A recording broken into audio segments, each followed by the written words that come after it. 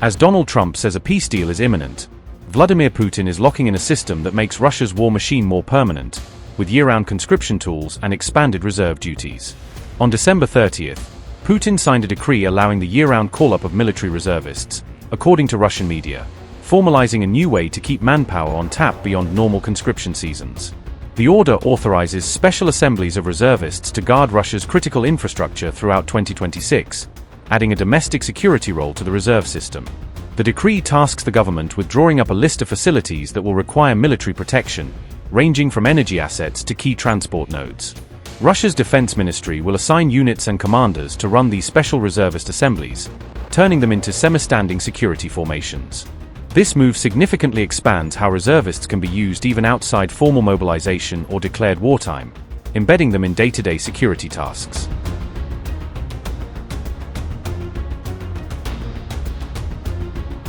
Until recently, Russian reservists were generally called up only for limited training exercises once a year, mainly to refresh basic skills.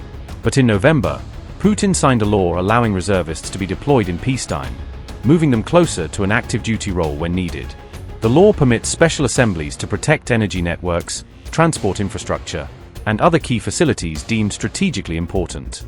The Kremlin insists that the new measure does not involve any mobilization of reservists in the sense used during earlier partial call UPS.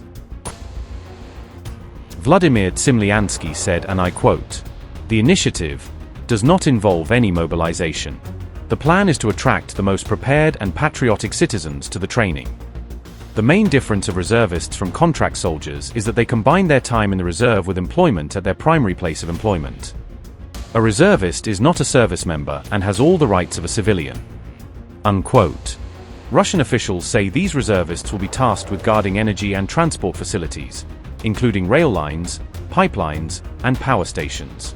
They will also protect oil refineries, fuel depots, petrochemical plants, and other strategic infrastructure that has become a frequent target for Ukrainian drones and sabotage.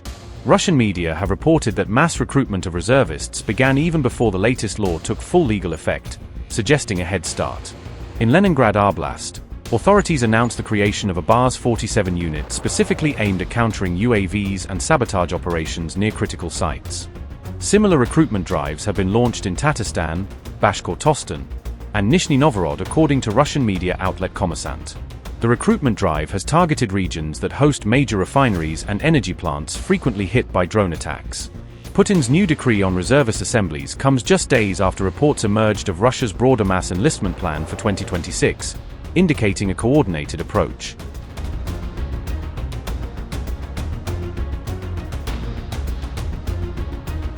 Ukraine's military intelligence chief has claimed that Russia plans to recruit around 409,000 soldiers in 2026, building on this year's intake.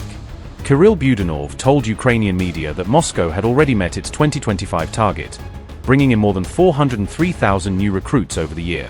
The Kremlin even raised its 2025 goal mid-year, increasing it from an initial 343,000 to over 400,000 troops as the war dragged on. Kiev has also claimed that Russia continues to recruit foreign nationals to fight in Ukraine, using contracts and financial incentives. In December alone, Ukrainian sources say 150 foreigners from 25 countries were identified as new recruits heading for Russian units, according to Kiev Independent. Overall, more than 18,000 foreign nationals from 128 countries had been mobilized by October, according to figures cited by the Kiev Independent. As Russia expands reservist duties at home, it is simultaneously planning what could be its largest recruitment drive yet for the front. Together, these twin strategies signal preparation for a long, resource-intensive war ahead, rather than a quick end even as peace talk rhetoric continues.